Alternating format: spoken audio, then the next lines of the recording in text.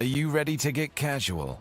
Grab your favorite adult beverage or combustible plant and join us for our roundtable TTRPG discussion. Oh yeah, it's time for Casual Friday. And now, here are your hosts. What's up, everybody? I am Ryan Doyle. Beside me, my partner in crime, Brad Wolf. Jim is still on the mission with the time machine back to the past to kill the robot that built the robot that replaced him last week and then exploded. It's convoluted, as most time travel stories are, but we don't have time for that today because we've got news. We've got things to talk about in the TT RPG space. So get casual, hang out with us, and we're going to talk about D&D games that became shows, that became books. We're going to talk about D&D games that became media empires that are expanding. There's a leak, which is always exciting. News that wasn't supposed to get out there. Oh my god! And some cool Kickstarters from some friends of the channel, some throwbacks, some cool stuff. So let's dive right in. You got anything to start, Brad? Or you ready? You ready for this? I backed a Kickstarter this week, and I think it's one we're going to be talking about today, or at least, we'll see. That's very interesting. I have 3 lined up, and I've also backed one of them, and I've been vacillating about another one of them, but one of them I have backed. So my smart money is we backed the same one, but we'll get there. Stay tuned, folks. I have not purchased this yet. I'm a big fan though. Have you ever seen Bastard Purple Worm Kill? Yes, I've heard good things. So friends of the channel have said good things about this product, and it's piqued my interest. I'm not playing 5e outside of D&D club at the school for the middle schoolers. So I don't know. I haven't pulled the trigger to buy this yet. I've looked at it. So interesting. I don't know. This might be the perfect thing for middle schoolers, or they might hate it. For those of you who are not aware, I want to say PIT. I forget what it stands for, but it's not Pittsburgh. It's something improv troupe. Players improv troupe. I don't know, but Matthew Lillard of Shaggy fame, and also so I don't know their corporate structure, but Beetle and Grimm, the folks at Beetle and Grimm who are making dope, I don't know, executive packaged versions of 5e adventures with bells and whistles and stuff. They have a show, and the premise of the show, if you're into actual plays at all, you'll see some familiar faces filter in and out through different episodes. They take a party of level 1 adventurers and pit them against some of the most iconic big bads in the monster manual. So it is just an absolute bloodbath. Quick one-shots. Obviously, there's an element of comedy when you have a party of, level 1 jabronis who don't even have subclasses yet teed up against Tiamat or whatever. So in this book are 15 polished up versions. They have magic items. They have stat blocks. I don't know if anyone's going to acquire any magic items or get to use them for long, but it's just such a fun, right-spirited. If you're just a little bogged down in a campaign that's been going on for years and doesn't seem like it's going to conclude, or it's getting a little optimizy, min-maxy where you are, consider just blowing off some steam and getting got by a giant thing that you would have never fought otherwise. So based on your intro, Ryan, this is the book that's inspired by a show, right? That was one of the This examples. is a book inspired by a show. They have done a bunch of live shows. There's a streaming thing. I think it was part of that short-lived D&D channel. That's right. Oh, that's right. That's right. It was the D&D TV. That's where I first heard about this. That's right. There is some on YouTube. You can watch very polished studio versions, and then like recorded live in front of a studio audience, more like improv-y feeling. I mean, it's all improv, but you know what I mean. A little more live versions, and it's just I don't know. It's a fun, good time. Have you ever run like a meat grinder? I guess I've done that Yeah. kind of, but Yep. Yeah. yeah. That's. I was about to say this sounds very meat grindery to me. That was definitely a thing we did back in the first and second edition days. Like we would, if we hadn't played in a while, we would, somebody would run a meat grinder, and usually what that meant for us was whoever survived kind of got to choose the next campaign. That's how we would like. So if we hadn't played in a while, and someone's like, I got a campaign idea. I got a campaign idea. Then one of us would say, all right, let's do a meat grinder and see who lives. And so whoever survived the meat grinder, their player character survived the meat grinder, they got to pick the next campaign, whether it was their idea or somebody else's idea. They're like, no, I actually like your idea better. I'd rather play in that than run mine. They would get to choose. That's how we used meat grinders back in the day. I love that idea. That is so cool. I mean, that feels like the kind of thing that happens like, in the lunchroom or after school. Everything I deal with these days is a little more, I don't know, rigorous and scheduled and stuff, but like, oh man, what a great concept. Especially like the idea of like people vying to run their campaign. Like that's something I'm lucky. My Tuesday night game, we have a bunch of DMs. So like we've been rotating through who's doing what, and some of us are working on one shots or whatever. But no, I want to be dungeon master is not a thing I've heard in my decade plus of D&Ding. Yeah, well, see, this was back before there was an internet, like, when I was a kid. So, like, we didn't know there was supposed to be a forever DM who always ran. We thought we could all be DMs. Like, how crazy were we? Madness. Absolute madness. It gives funnel a little bit. You ever go through what is it? Sailors on the Starless Sea is like the one in Dungeon Crawl Classics, but there's quite a few of them. Those are fun. Yeah, I actually when Dungeon Crawl Classics first came out, and I heard about the idea of a funnel, I think it was about the same time. I had just like D&D 5e was like brand new at the time. When I heard about the Dungeon Crawl Classics funnel, and I ran a funnel. I sold the idea, ran a funnel of what I called 0 level characters. And for 5e 0 level characters, what I did was they didn't have a proficiency bonus yet. They didn't have a class yet. So they just had a background and a feat. And that's all they had. And I made up a character sheet where you could put 4 of those on one character sheet. And so each player had 4 characters, and it was crazy.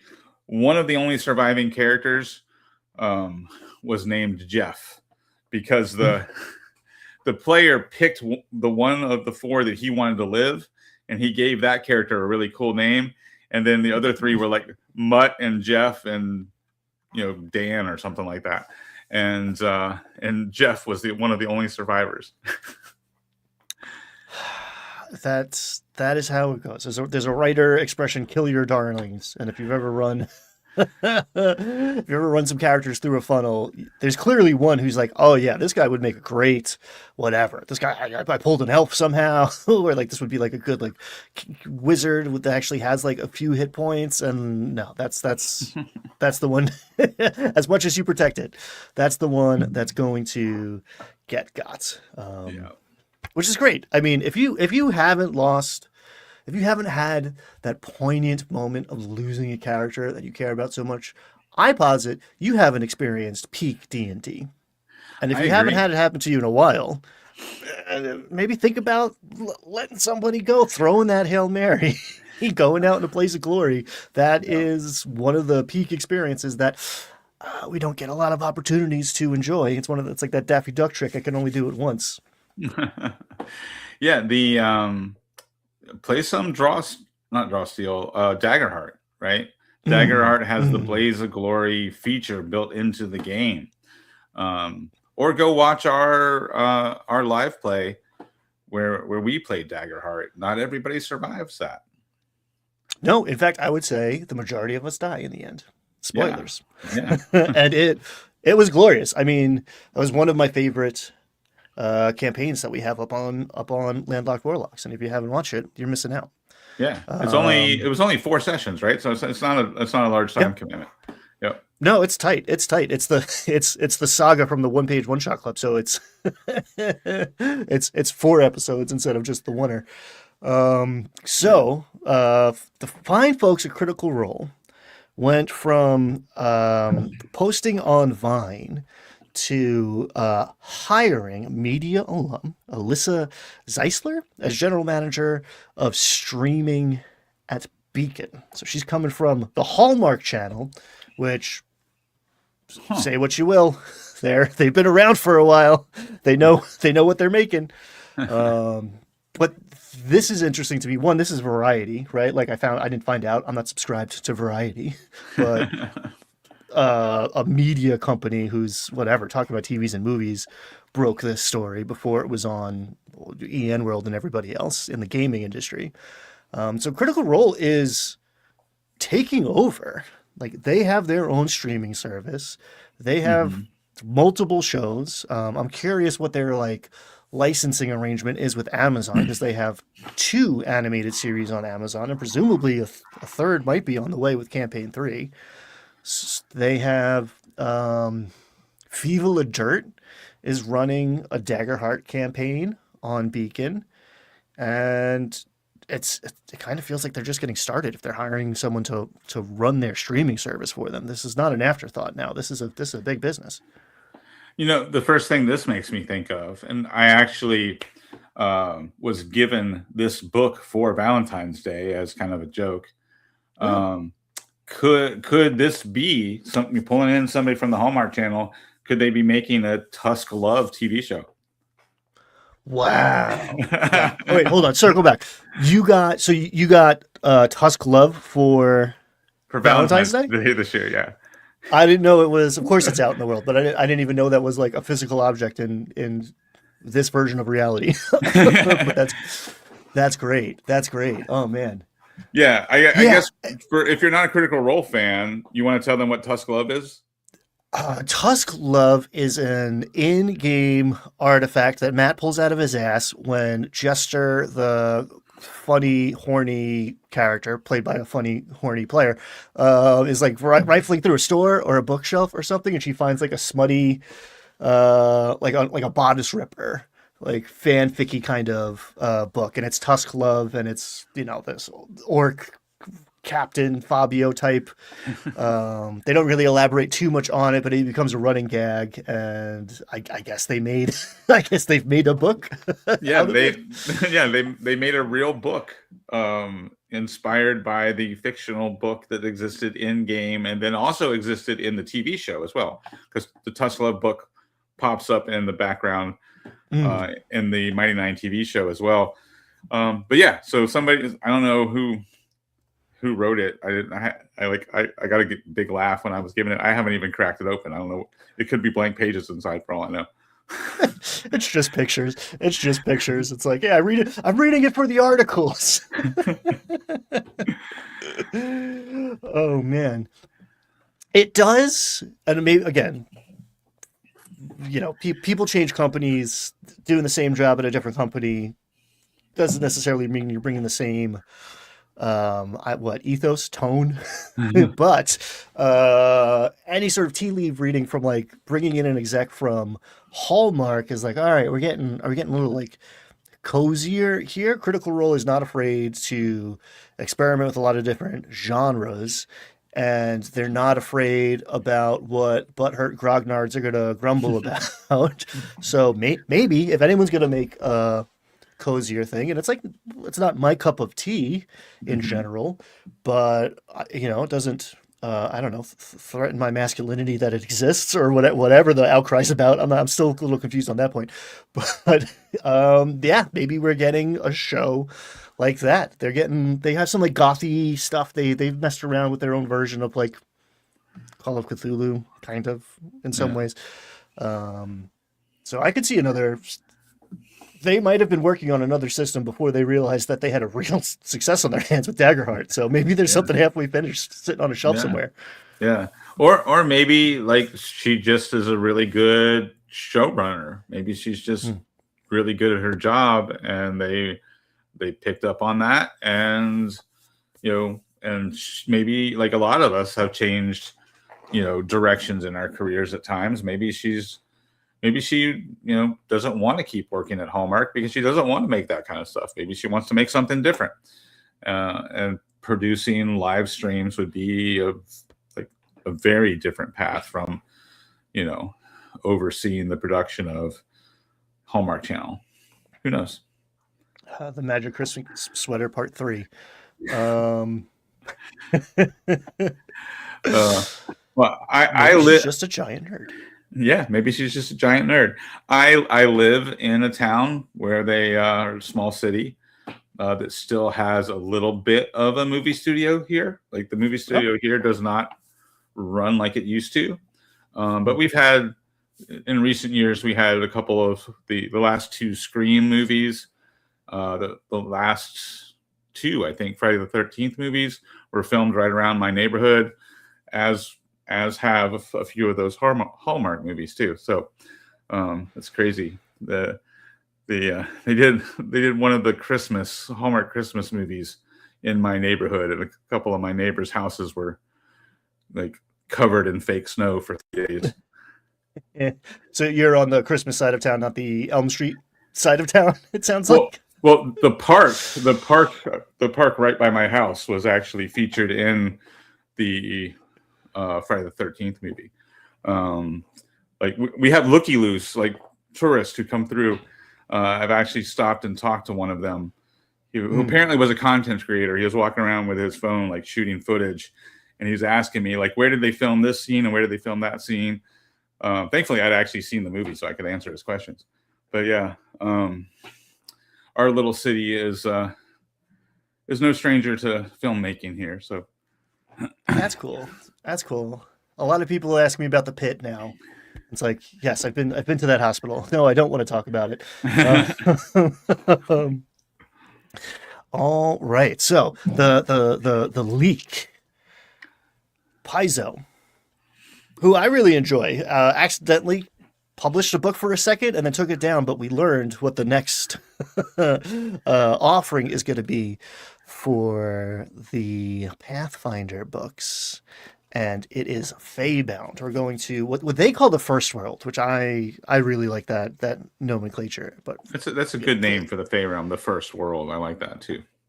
Yeah, even if because it's clearly older and is maybe like a draft version or like a like a bullet point, like a storyboard version of like whatever the material plane, Middle Earth. But it's also like definitely what the elves would call it, even if it isn't the oldest place. Like, no, we were here first. Like you're a poorly made carbon copy with less color than what we've got going on over here. So yeah, player options, monsters, curses, magic.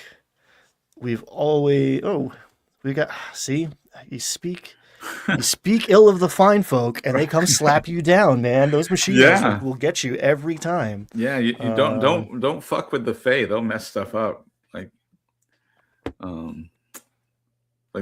some little gremlin just pushed a button behind my computer or something, and I had a quick failure.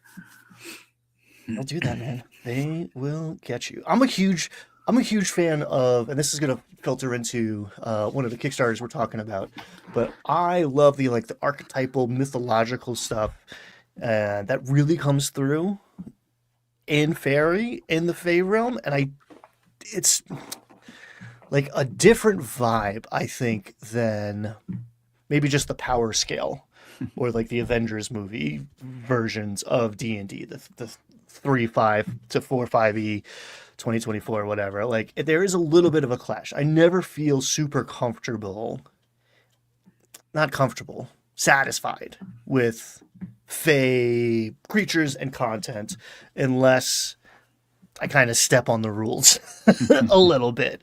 And I'm like, nope, magic's different here now. Nope, can't, like, that's not how this works because you're playing by their rules now.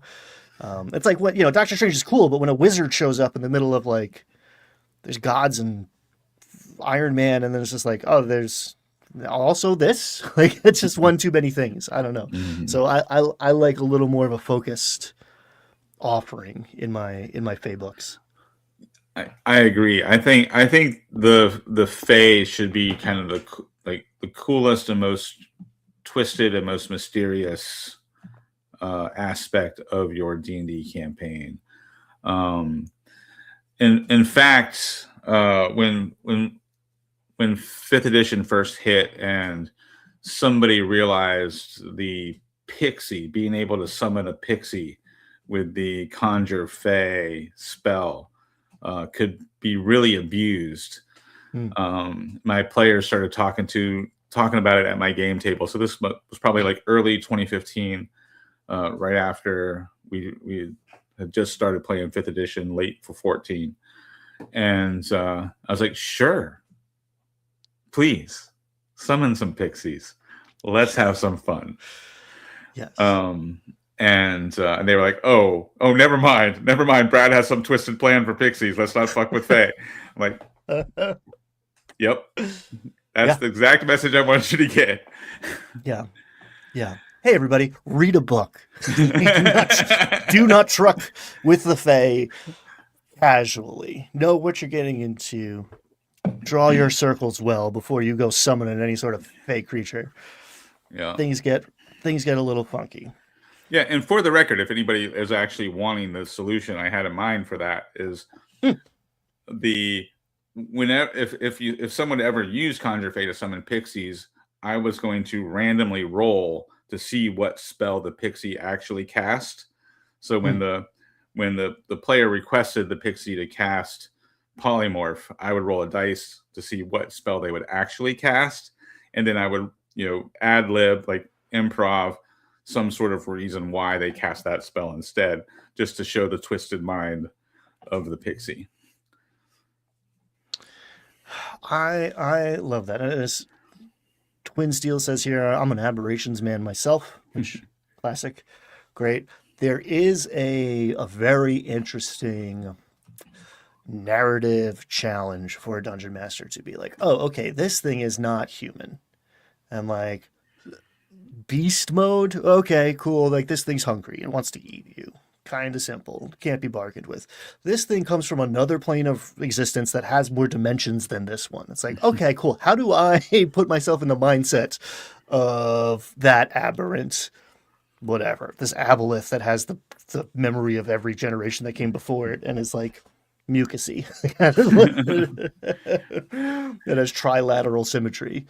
I always love that, but I always feel like I'm stretching when I go reaching for aberrations, and I try to exercise that same muscle for the Fae. It's not like, oh, this is just a cute thing with pointy ears. It's like, nah, man, this thing is playing by a whole different set of rules that you actually can't comprehend.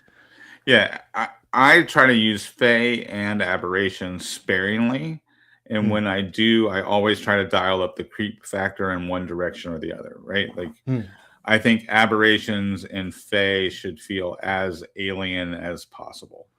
And that's always my goal. So I will use random tables. Like if I know I've got a big bad who's an aberration or a big bad who's Fae, I'll make a random table for them and their abilities, and try to come up with an explanation later. The explanation is always because they're weird. if you can't come up with a reason why they just did this random thing that you just rolled, it's just because they're weird and they're not from here. And that is one of the reasons I really enjoy tables. If you know anything about me, it's in the name, folks.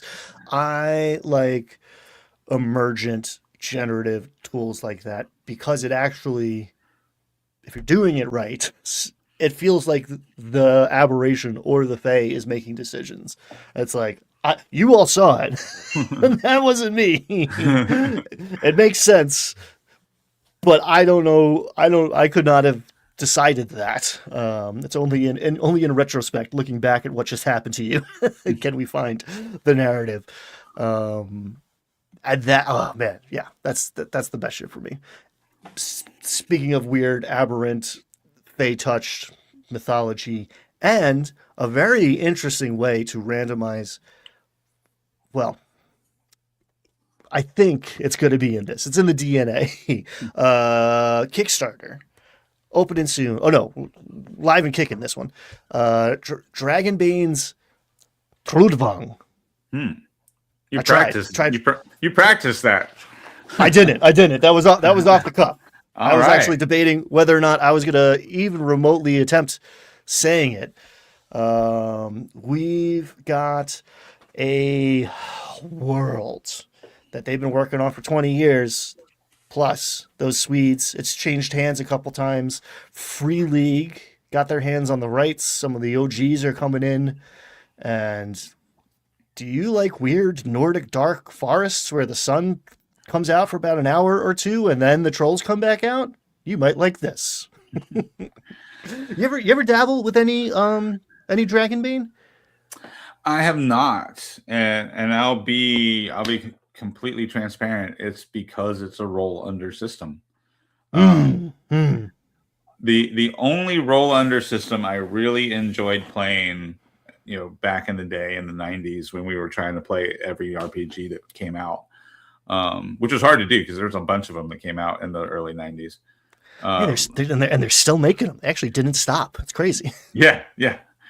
Our quest failed a long time ago, especially once we all got accepted to college. Our quest failed pretty hard. But late 80s, early 90s, we were playing the Top Secret, the second edition, the top Secret SI, I think it was called. It was a percentile die roll under system. It was a James Bond themed, like near future spy game, and we played the hell out of that game. It was a fun game, but that was the only roll under system I really got into. And I think it was because the way the roll under system worked with your 2 10-sided dice, it also gave you a hit location on your target. Oh, interesting. Yeah, so like your ones place was also your hit location. So because in a modern RPG, all your targets are humanoid, right? So they had a 10 slotted hit location for the human body, and if your skill level was high enough, well, whatever your skill level was, you could bump it to hit a more effective area. So like if you rolled a 9 that was a leg, but you had a skill level of 3, you could bump it going the other direction to a 0, which was the head, right? So you had 0 through 9. So I think for me, it was the cool hit location system that got me past the roll under. Other than that, I haven't really gotten into roll under systems. It's very hard. I like them as left brain, logically, game designery. It's like, ooh, it's exactly the same thing. This is Limbo. It's one less step of math. It clears up some cognitive load. Say the D100. Oh, we can like perfectly dial in and intuitively understand the probabilities at play here. And then in practice, right brain, it's like, oh, this is less fun for reasons that have nothing to do with logic. That's a great explanation. Like, yeah, game design wise, it's faster and more efficient to have a roll under system. Period. Should be good. That is unalloyed good, and yet less fun, less good somehow. Yeah, the other side of my brain says big number good. Big number good. Big number good. Big Yes. number good. Y'all, we're still monkeys. We're still monkeys. Monkeys want the big numbers. But as far as I this, really, oh, I was going to say, as far as the Kickstarter and the setting goes, just to not stray too far from our actual topic, it looks really cool. Like like we were just talking about Fae. I love dark forest settings, but having a dark forest Nordic theme is different. Like I don't know too many other. Like I know some Nordic theme content is out there, but specific Nordic theme dark forest content, I think the only one that really stands out in my mind is like Symbaroum. Gets close to that kind of feel. So this would be, an alternative to that. And I mean, Dragonbane is a really solid system. I haven't played it, but from what I've seen and heard about it, as far as how the game design works and the gameplay works, it seems like a really well-designed system. You just got to get over that roll under hump. I really enjoy. This might actually be my ignorance speaking, but it feels like to me a separate branch of the D&D evolution where like this bird flew to an island and then the weather system changed and it could never get back and no one's heard about it for a couple decades. And it's like D&D went where it is now, and up in Scandinavia it went to this, and this was their shit, and they've been working on it, and it feels very well developed. And it feels like, okay, it definitely came from the same progenitor. This was like someone in Sweden was like, D&D's cool, I'm going to make my own version. And it spun up. And now it is its own thing. And I would say my favorite part about Dragonbane is the monster design, because they have Hexflower moves. And I haven't done it before because I'm not sure if this bestiary is going to have that feature, because this setting has its own book of monsters as well as a bunch of other stuff. But I imagine it does. It's not just bite, claw. It's I'm going to roll the die. We're going to figure out together what attack this thing is making. Based on that attack, I can fudge it, but based on that attack, something else is more or less likely to happen. So there's like built-in combos and chains of moves. That makes sense. Yeah, it's kind of a more elaborate. It's kind of a more elaborate version of the Alien RPG, where you also roll for the monster's attack, because of the Hexflower aspect. I don't believe the Alien RPG has the Hexflower, because it's that gives you the combo, right, with Dragonbane. But that Alien RPG is also by Free League, if I'm remembering correctly. Yeah, I mean they do good stuff. I'm always enamored. In my friendly local neighborhood game shop, he sells a lot of things, but the books are right by the door. So like I'm already looking at the thing I'm gonna have to struggle not to buy before I walk in every time I go there on a Tuesday night. And more often than not, it's a Free League product, and I'm just like, oh man, do I want to spend $100 tonight on something I'm not gonna use for a long time? I don't know. Maybe. If that's you, if funding is not an issue, man, I would check this out. There's a cloth map. These like deluxe editions. Oh, they're shiny. They're gold. They got this cool Celtic knot symbology going. It's appealing. Yeah. It looks good. And if I hadn't already backed 2 Kickstarters in the last 9 months or whatever it was, I might be tempted on this. I don't know. I'm still trying hard not to go after Dolmenwood on top of everything else. Oh, you're talking to the wrong guy if you're trying not to buy Dolmenwood, because I just look at it some days. I'm just like, ooh, I remember you guys. We might be going back actually. One of my tables, because we all remember it quite fondly. This one I did not back because I have most of it, but Nimble is making a monster manual, expanded, and this is your chance to get your hands on the physical books if you didn't last time, because they rapidly sold out. So friends of the channel, Evan, and Twin Seals in the house somewhere, have been working on this with some other fine folks, and It looks dope. If you haven't dabbled with Nimble, take a look because you can run anything and anything when you get down to it. But this is built to sit on top of 5e in a way that makes 5e way lighter instead of way heavier, which is hard to do. Yeah, hence the name, right? And Mhm. this is the one that I did back. I talked myself into this last show. I think if you remember me talking about how I've been running Shadowdark for my players, and my players are kind of missing 5e. They want a little more crunch. I don't want all the crunch of 5.5. So I talked myself into this last show. We were talking about Nimble as a good alternative. And so I did it. I pulled the trigger. I got um, the box set with the entire core rules in book form. So I did it. Sick. You're going to enjoy it. As all these fine, Jordan's up in here. All these fine folks.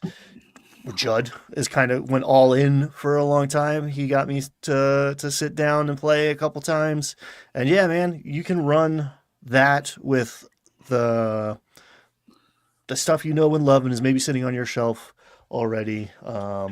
Advanced 5e, something I've always really enjoyed. You can get some of that stuff in there. It's just good. It's just good. If you haven't messed around with it, if you've been stuck playing 5e for a decade or whatever, a couple years, um, I feel like Nimble is the easiest lift to bring everybody with you. Like, Mhm. hey, this is a different version of 5e that's actually a little bit simpler. So it's a good way to onboard. Try to take that first step to Yeah. play anything else. Um, Yeah, and to and plug it's a lot of fun. more Landlocked Warlocks content, we actually played Nimble and we Yeah. recorded it, right? Oh It's yeah. up on it's up on the It's up channel. on here. Yeah. Yeah. Twin Steel ran Twin. it for us, and yeah, we played 5e. And the thing that hooked me about it was not only the ease of play, like it's very familiar. Like if you played 5e, it's really easy to pick up Nimble. But what not only is it more streamlined and faster paced, which I really liked, I also liked the tag system. I think they're called tags or conditions, where like you you can hit a creature with a spell, and all of a sudden they're smoldering. Right, you hit them with a fire spell, and now they're smoldering, Mm.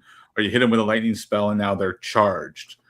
Um, and then you have other spell effects that you can spend, but they only worked on a smoldering creature, or they only worked on a charged creature. So there was a time where I cast a lightning spell and could hit two targets, and there was nobody else around me but the one monster. So I ended up hitting the monster and myself. So now the Hmm. monster and I were both charged, and I had one spell that I could cast if my target was charged, and I had another spell that I could cast if I was charged.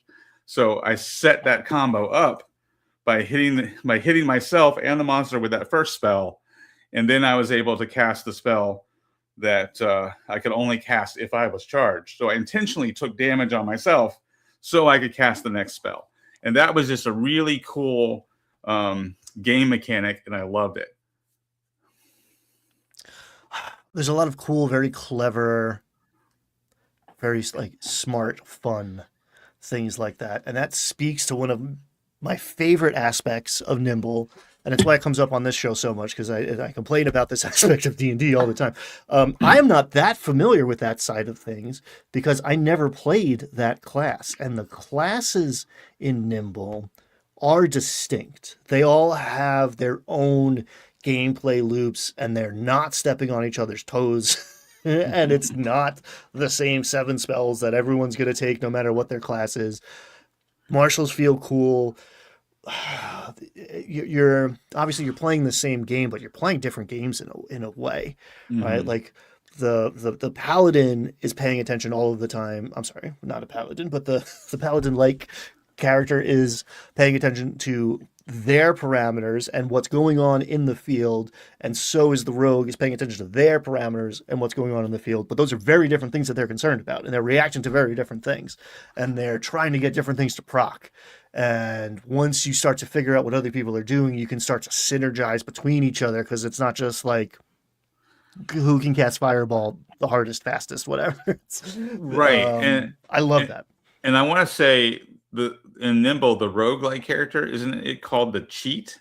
Is that right? The cheat. Yeah, essentially it's breaking the rules in some ways. Yeah. So the dice mechanics that go with the cheat class make you feel like you're breaking the rules, which is super cool. It's like very thematic.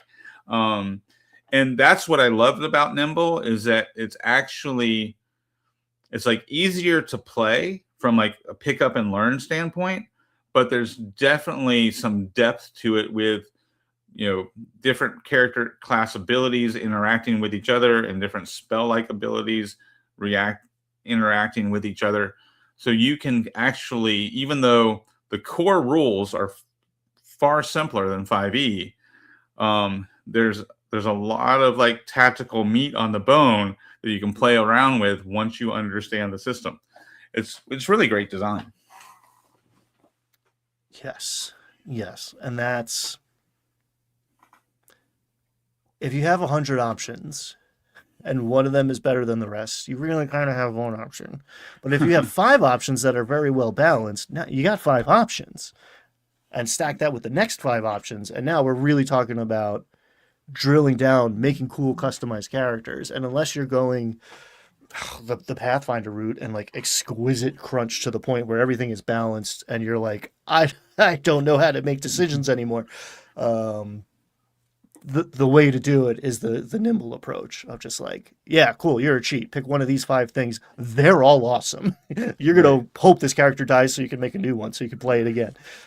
That's my shit. I love it. Yeah. I think we definitely need to clip this out and make it its own little video of us praising Nimble, and send that over to Twin Steel and the folks. Sure. Yeah. Twin Steel, get it to Evan. Tell him we like it. He knows. He was there. I've talked to him. Interestingly, so you backed that. I would have backed that if I didn't have it on my shelf, thanks to Twin Steel. I didn't get any TTRPG stuff for Valentine. No one sent me TTRPG horniness for Valentine's Day, but I did get a Christmas present, so I'll take it. I backed this recently / this morning. Under the Shadow of Hellcast Spire by friend of the channel, Bob Worldbuilder. Yeah. I was intrigued by this. Like I said, I've been playing Shadowdark. And yeah, this was a close call between getting more Shadowdark stuff. Because I already backed the Shadowdark's last Kickstarter, so I'm getting all the extras for Shadowdark from their last Kickstarter. So I was the Hexcrawl one, the Wilderness one. Yeah. Yep. So I was tempted to back this, but I went with Nimble, like I said, because my players want a little more crunch than Shadowdark is giving them. So yeah, this was a close call. I almost backed this too. It's hard. It's so hard to choose. There's so much good content coming out, and this goes back to a previous conversation, I think from 1 or 2 shows ago. As much as it like was cheesy at the time when Wizards of the Coast said, we all won. A few years later, it's kind of true. 5.5 is its thing, and Wizards of the Coast is doing okay with it. But we all gained a lot because of the OGL and the diversity of RPGs that have come out since. A lot of people moved their release dates up, and we got Daggerheart and Draw Steel, and now Shadowdark's new stuff coming too. It's like everybody moved their timetable up because of the OGL, and we got a lot of cool shit in a short amount of time. I say it so often that I try not to say it these days, but we are in a golden age. There's so much cool stuff from so many cool people that are intermingling. I have the problem that you seem to have, where like my players want more stuff. we have players want to play. Players want to go and tinker on an app in the bathroom and change their character 100 times. I get it. No hate. I think that gets in the way of other aspects, but players aren't prepping the way DMs are. So that is their version of prep. So yeah, I am very close to getting some of my people to play Shadowdark for I think a short stint. And I think I'm going to run this. And even if I don't run this in Shadowdark, like adventures are fungible in my mind. Like, oh yeah. And this little dude, it's a zine, right? It was an easy lift, right? Like I am in the world of like when I think there comes a point when you're like something shows up on your doorstep and you're like, "Ooh, I forgot that I backed this." That's when you go look in a mirror and you're like, am I doing this too much? Should I slow down on the Kickstarters? So like I reached that point and have been a little more judicious in my spending on Kickstarter. But Bob's a great dude. This is a zine. I threw in his delve. I wanted that. Again, I'm a table man. He's making tables. I meant to get that, and that was in a moratorium of backing stuff. So here we are. We get a couple new classes that you can run. We got some new monsters. We got magic items. We've got a Hex Wilderness and then a dungeon. So everything you need, nothing you don't. Just cool, fun stuff. I helped Bob like stress test, play test something that he ran. I think he ran it for Green Dragon Con. But I played a Bob World Builder adventure, run by Bob World Builder, and I was like, oh, this guy knows what he's doing. This is good stuff. So I gladly threw a couple bucks his way, and I'm getting the physical copy of this coming. And I think you should think about it. You should think about. You're talking me into it, Ryan. I'm actually pulling up the Kickstarter now. You're gonna make me spend more money. This is not. I am not an affiliate. I am not getting a cut of this. I'm just speaking my truth. Right. But you can wait. You can wait till I get it, and I'll tell you if it's good. But I think it's gonna be good. Yeah, I know. He's got some free samples. Yeah, Bob does good work, man. Yeah. Yeah. I think I'm gonna back this shit. All right, let me see here. I got it pulled up. I'm looking at it. my mouse fingers feeling itchy. Well, sleep on it. I don't want to twist your arm too much. Let's do a little catch up. What do your TTRPG exploits look like this week? Did you have any? I know you were in a drought there for a second. Yeah. So my Monday night, I've got a Monday night Shadowdark game that I'm playing, and we played finally this week, and it was really good. I've got a friend of mine who's been gaming for a long time, and we always said we were going to game together, but we never have. She played a lot of 3.5 and is currently playing 5th edition. So this was her first time with Shadowdark, first time playing with me as a DM. Well, this campaign is the first time she's playing with me as a DM. So this was like our 3rd session, I think. And then there's a brand new player, and then one of my kids, my 22-year-old, is playing as well. And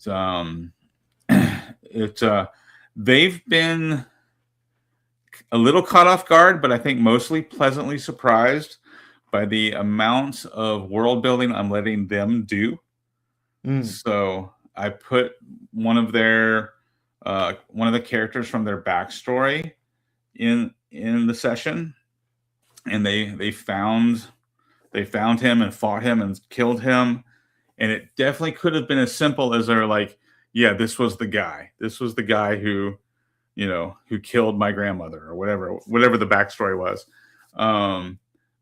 But they built on it and set me up for more. They're like, no, this was the guy that held me while they made me watch my grandmother get killed. this wasn't the person who killed my grandmother. That person is still out there.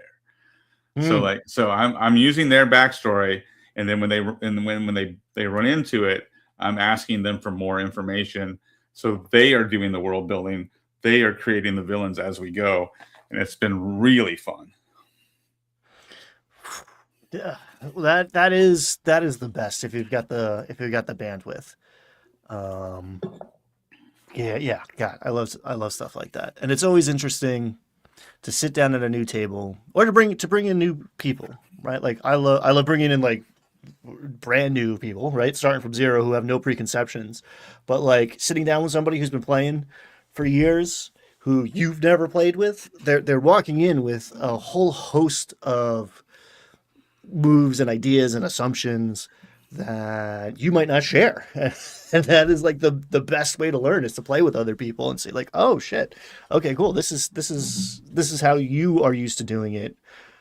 Or you get to surprise them, which is always nice too. It's like, oh, this is how I do it over here. Cool. It's like you get a new ingredient to mess around with. It's always lovely. Yeah, it was really clever. The villain they had picked out was a gnome with one red shoe and one green shoe. And so it's a Tom Hanks movie, I think. Yeah. And the man with one red shoe, yeah. Not a very good Tom Hanks movie, but one I've seen way too many times, because that was back when like HBO showed the same movie like every day in the summertime. I was a kid, saw that movie way too many times. But yeah, so gnome, one red shoe, one green shoe. And so they found this gnome. I role played them as a total jerk. Of course, they got into a fight. They killed him. But that's when they were like, no, I remember the shoes because I was looking down the whole time because I didn't want to see what the other gnome was doing to my grandmother. That's why the shoes are burned into my brain, is because I refused to look up while they murdered my grandmother. So that person is still out there. And they don't know what they look like because they refuse to look at that person. So they've totally set me up for like, I could go a lot of ways with this villain that they've handed me. There's a lot of heat to that. There's juice in there worth the squeeze, man. That's narratively rich. That's powerful stuff they're bringing to the table. That's cool. Yeah, I like that a lot. Bill Kearney, I'm firing up a collaborative narrative for Eberron and Spelljammer at the moment, similar to what Wolf was describing. That's a really good pairing. I haven't played a ton of Eberron. I've run through some like oneers, twoers, but the whole, okay, third level spells reshape reality, let alone 7th level spells. What does the world look like? It ain't rolling pastures of sheep and wolves in the forest, right? The world looks different, and it looks like Eberron. And like, yeah, how long does it take Eberron if they pass through the great filter to get some Spelljammer shit out there? Yeah, well, that's what I really like about both Eberron and Ravnica. Both of those settings take the concept that if magic existed and there's enough magic users in this world that can alter reality and create these powerful spells, that would totally transform the world itself. It would be like the Industrial Revolution, right? If magic became as ubiquitous as it is in the Forgotten Realms, there should be a magical revolution, like a change in how the world functions, because magic is now part of our daily lives in so many ways. And Eberron and Ravnica do a great job of capturing that. Like Eberron's more of like on like the upswing when things are really good, and we're building lightning rails and we're doing all sorts of cool shit with magic, and we're building massive cities, where like Ravnica is more of like, okay, everything has devolved into this weird like 10 faction thing, where like what used to be actual practical roles to run this giant city have now devolved into the almost cargo cult like mentality of these 10 factions. So it's they're both very interesting takes on that idea that magic would fundamentally change a culture and transform the world around it. And chat's popping off, very distracting, and I love all of these ideas. Yes. Okay. So Twin Steel is saying red cap, which is also where my mind went. I said it earlier. I love weird fae stuff, and red caps are dope. Just a weird little dude who's gonna murder you, who has his boots weigh more than he does, and he's gonna kick your teeth out with them, because that's what he's gonna do. And if he dies, someone else is going to pick up that red cap and become him and soak it in your blood. That's just why. Because I don't know what. No, this is beyond reason. So you get that one for free, Brad. I don't know. Come back in a couple weeks and tell us how that. Write that down. Yeah, it's Skirples. If you haven't checked out the Monster Overhaul, it's dope. If you're running old school anything, it's got good bones. If you're running any version of a fantasy role-playing game where monsters get fought, all of your favorites are there with flavorful nuggets in tables you can roll on, my favorite.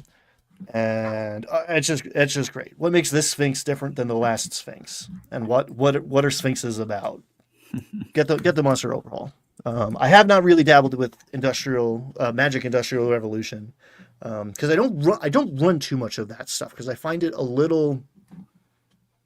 It's funny. It's more in line with what D&D is like these days, because rules is written. It takes like 3-4 weeks for these farmers to become powerful spellcasters that are calling lightning bolts down on their enemies. Like, we're talking about, you grind a little bit, have a training montage, take a nap, boom, here we go.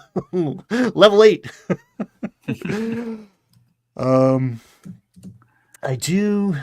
It's funny. I've never pulled the trigger, but my players have been close to triggering events that would take the lower-fi medieval-esque fantasy world and flipping it into a flashback to the futuristic fantasy stuff that had made all these magic items and dungeons that we're finding. Well, we kind of talked about that. Was it last week or week before last with the Netherese, right? Like that's actually built into the Forgotten Realms, right? That the Netherese were these powerful magical people. The society, the Netherese, lived in floating cities, and they were so powerful. Their archmages had 10th level spells, and there actually was a 10th level spell that made a city float, and that's why their society was built on these hovering cities. And there was a class system between the people who lived in the sky and the people who lived on the surface, and so Forgotten Realms hasn't neglected that concept that if you had powerful enough magic, it would transform the world and the culture, and there would be like a magical industrial revolution. It's just in Forgotten Realms, it's all in the past. So that kind of flavors Forgotten Realms as almost post-apocalyptic, right? Like post-apocalyptic, but then the environment has recovered, and the new societies have grown up on top of the recovered post-apocalyptic wasteland that happened after the fall of the Netherese. So I wasn't thinking about that when I said Forgotten Realms hasn't considered that idea. They have. They just put it way back in the past. And that explains why you have so many dungeons full of magical artifacts. And that's Jack Vance's fingerprints, I think. Mm-hmm. But it's also a reality. Like that there were ancient Egyptian archaeologists in what we consider ancient Egypt, right? Like, in reality, there have been cultures doing ridiculous shit that like arguably we still don't quite understand. But like we think we're hot, like we're pretty new at this. And someone built the pyramid. Like Cleopatra is closer to the iPhone than the Great Pyramid. And there's a lot of evidence that that pyramid's actually a lot fucking older than the official date. So yeah, man, just like that the classic trope of delving into a place with weird guardians and traps that are conforming to rules that we don't understand because that's where the treasure's at and that's where the magic's at, right? Like those guys figured out how to cast magic. They figured out how to stick it into a gun and make a wand of magic missile. And they shot each other enough so that no one else remembers and we're back in the Stone Age. But there's some of that stuff laying around. That is like my classic formula for world building. Just like you think it's post-apocalyptic. I mean, you think it's medieval, but it's post-apocalyptic says it's both because time is a circle or a spiral. Yeah, if you want a kind of interesting book series that kind of flirts with those concepts of like the potential of an industrial revolution versus the rise of magic.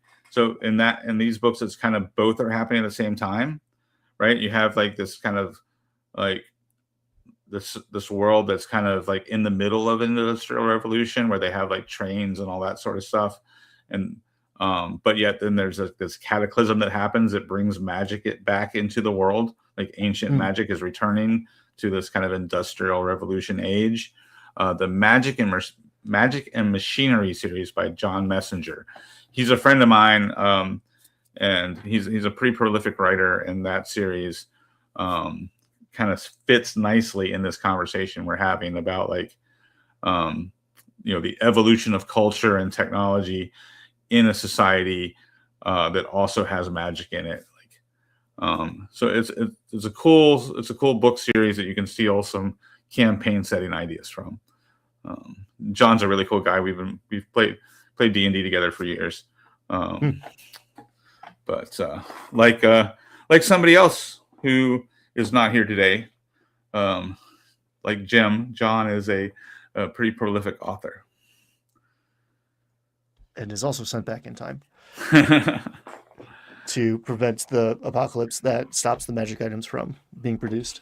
I'm going to check that out. It's funny. My brain was like auto completing what you were saying. And I was like, kept thinking of different, like, that sounds like Game of Thrones. That sounds like Avatar. I like the Book of Korra. Not better, but it is cool to take a world, present a beautiful, well-constructed piece of world building, and advance the clock and consider how things would change politically, technologically. Yeah, that's always impressive, and they did a good job. Say what you will. Yeah, so this is like early post-industrial revolution kind of setting, and the main character is an investigator who, up until the first book opens, he has always proven magic to be by charlatans. Like he's an investigator that proves that magic isn't real until something happens, and then we realize that in this world magic has just returned and it is very real. It's a cool I think it's a trilogy if I'm remembering right. But yeah, John Messenger. Dope.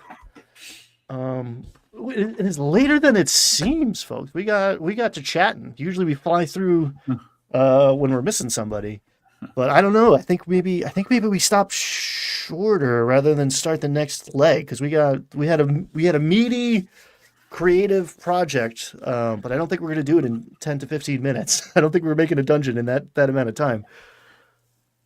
Yeah, let's do that next week. So next week we're gonna take a look at how to rapid fire build an adventure, build a dungeon, and to do it quick and spontaneously. Yeah, we got something you could do resources. Yeah, something you could do like 30 minutes before your players show up. You're like, oh shit, I haven't planned anything for tonight. Oh, yep, I got these tables. I got these 2 books. How can I steal a bunch of ideas real fast and mash them together? So, and occasionally that like organically grown, certified, au naturel dungeon design. Creates the best stuff, and will give you a lot of surprises and allow you to kick things to your players too. Just like, I don't know, what do you think that means? Why do you think that's there? And now you're just like an awesome dungeon master and not someone who failed to prepare for the session. What? No, never. I never did. I'm sorry. All right, everybody. I hope you enjoy this weekend. I hope you play some awesome games, get some dice rolling, and take care of yourselves. And we are out. We'll see you next week. Thanks, everybody.